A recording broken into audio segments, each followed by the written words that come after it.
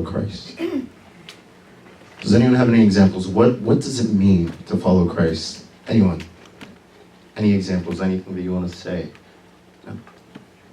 You follow him without looking back, no matter the situation. No matter the situation, following without looking back, yes? Anyone else? Thank you. If someone can please read that John 21, verse 22. I like what you said, Mother, that we follow Christ without looking back. I think the Spirit led you to say those exact words. Hallelujah. Hallelujah. Jesus, Yes. Jesus said unto him, Yes. If I will that he tarry till I come, Yes. from 29, sorry. Peter, seeing him, said to Jesus, Yes. Lord, and what shall this man do? Yes. Jesus said unto him, If I will that he tarry till I come, what is that to thee? That's it. Thank you. Thank you. So Jesus was speaking to Peter at this point. You know, in the prior 7 verses of that chapter, he had asked Peter again, Peter, does thou love me? And if you do, feed my sheep. Peter, does thou love me? And Peter replied, yes, I do, Lord. You know that I love you. If you do, Peter, feed my sheep. And then at the end of that back and forth between Peter and Christ, he said to him, Peter, when you were young, you used to gird yourself and take yourself where you pleased. But when in your old age, others will gird you up and take you where you do not want to go. And after that, the Bible tells us that Christ was speaking of the way Peter would die. And I don't know, it's not actually clarified in the Bible, but it is told that Peter, when he died, that they crucified him. And he said, crucify me upside down because I am not fit to die the way my Christ died. So he followed Christ. He literally followed Christ up to that cross. But you see here in that John 21 that he had said that Christ was walking with Peter, and Peter turned around and asked him, what is going to happen to this person behind me? And they were speaking of John, one of the other disciples. And you see what Christ's response to him was. He said to him, what does it matter to you? What shall happen to this person? Follow me. We all say we know what it means to follow Christ. And our mother said it beautifully. We follow Christ without looking back. But the thing is that it is not just looking back on what our old lives used to be, on the bad things we used to do, but looking back on what is going on in anyone else's life, looking back on what is going on in anyone else's doings. Christ has called us to follow him. And following him, we follow him individually. It is not something that we say to others, oh no, is this person following Christ? Is that person following Christ? Is this person doing this? Is that person doing that? Salvation is an individual issue. Now, one thing you have to understand, just to preface this, there was a special relationship between Peter, Christ, and John. Initially, you know that Peter had that special calling from Christ, that when Christ asked the disciples, who is it that men say that I am? And they said, they say that you are Elias, the prophet. But then he looked at Peter, and Peter said, no, you are Christ, the Son of God. And the Spirit of God revealed this unto him, Jesus Christ said. It is not by man that you know this, but by the Spirit of God that has come within you. And because of this, he said, upon you shall I build my church. So Peter was called especially amongst all the disciples to be that rock, that foundation that the church would be built upon. So that was Peter's calling. But then you had John. So we all know when Christ was eating with the disciples, that there was one disciple in particular that was leaning his head upon the breast of Christ.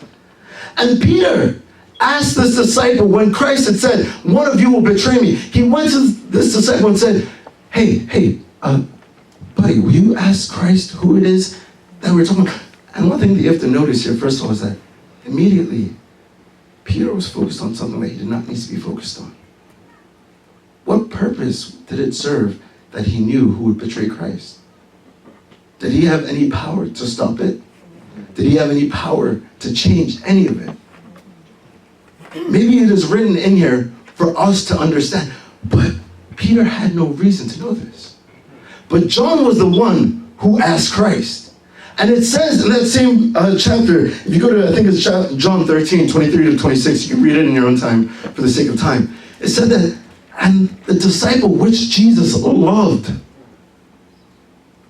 was the one who rested his head upon his breast. So Jesus answered John, this is who it is. Because Jesus Christ had that special relationship with John. He had that special love with John.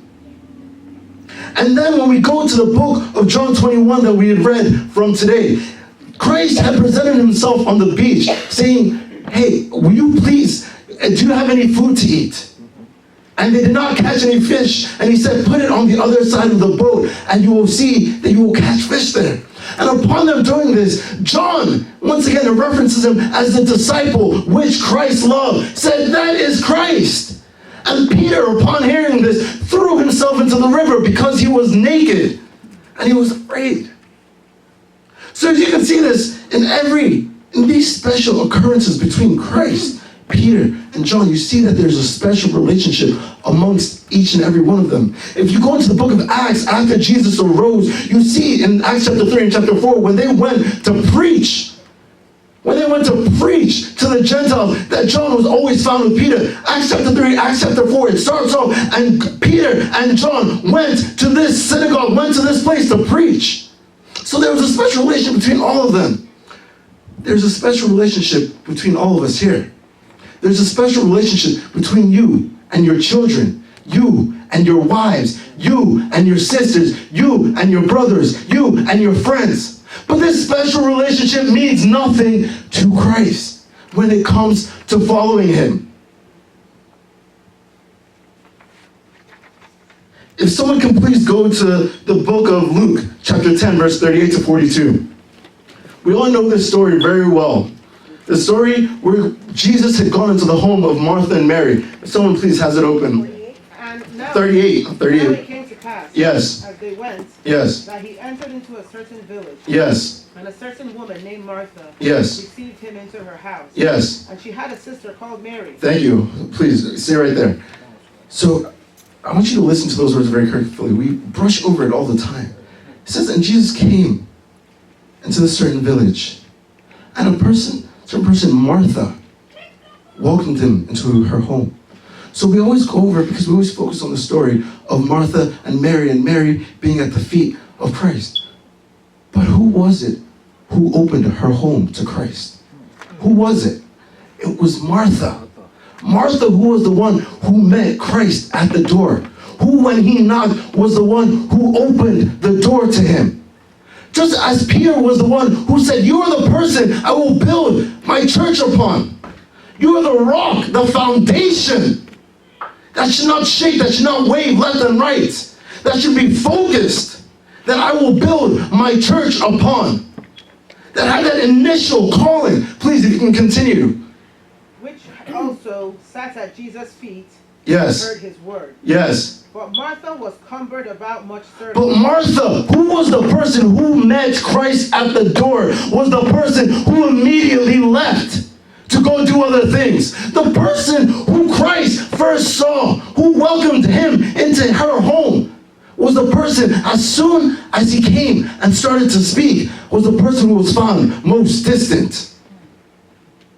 When we feel that we have received a calling to lead, a calling to Christ, something special that we have been called to do, something special, whether it is preaching, whether it is playing an instrument, whether it is praying, whatever it might be, we feel that as soon as this comes, that we have much to do, much work to do. We have to do this, we have to do that, we have to do X, Y, and Z. Oh, I have to be at this place to say this thing. Oh, I have to go find out what is going on. But Christ said that none of that is important. That which you must do, I will show you. But the important thing is that you follow me.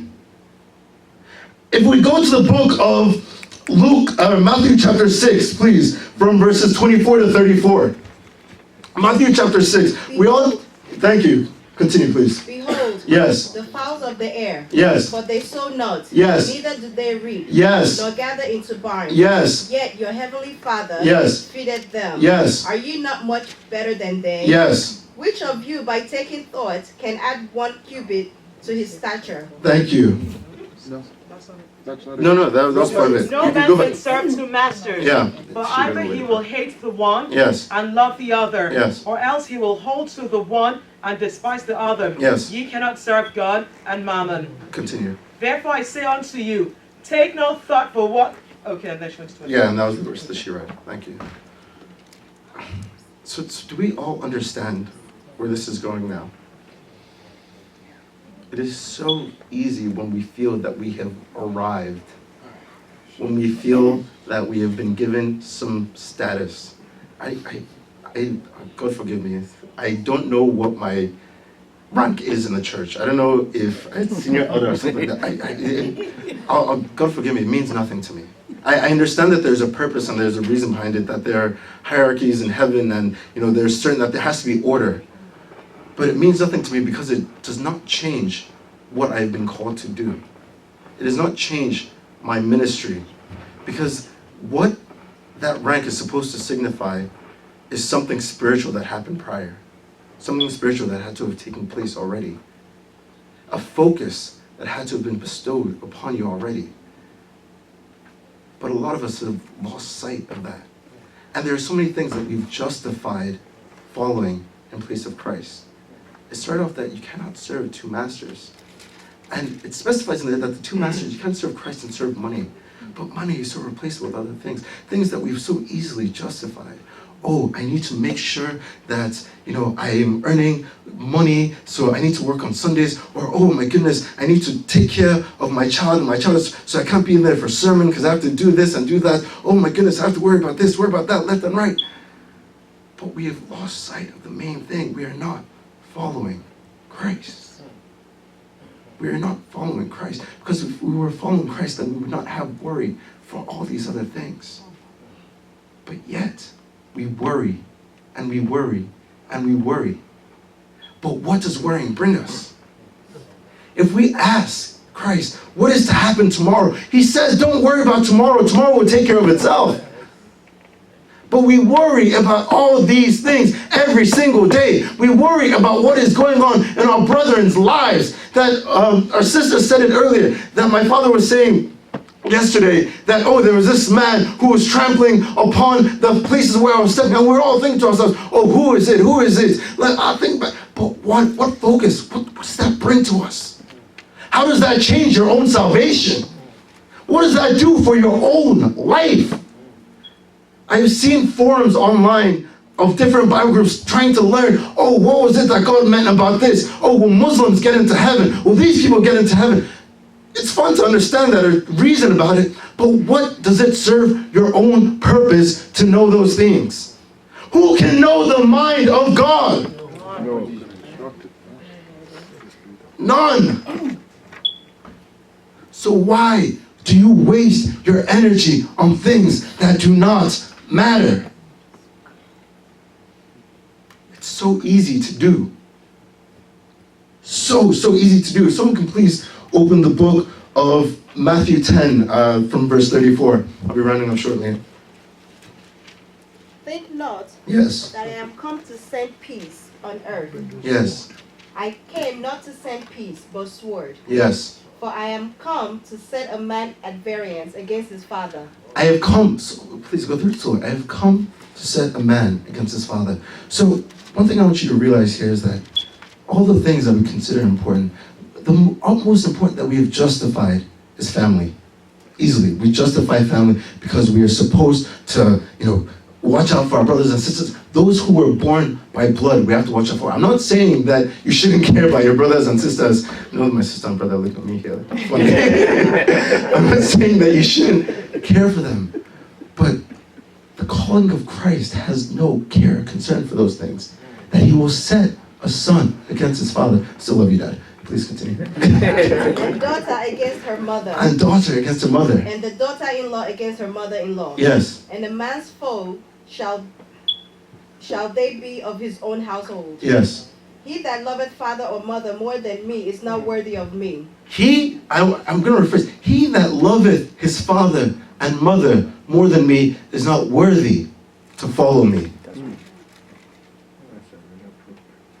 Every time we go, when we read the story of the disciples, all Christ did was said, he looked at them and said, follow me. And they left what they were doing immediately and followed him. Elisha, when Elijah came up, because he wanted that spirit, that portion of Elijah so much, he left everything to follow him. What is it that we're still holding on to that's preventing us from following Christ? Who is it that we're still holding on to that is preventing us from following Christ? Please continue, one more verse. And he that loveth son or daughter more than me is not worthy of me. Thank you. So it's not only about parents, even parents, children, the people that you love most. You see how my mother will baby me a 24-year-old man at this point.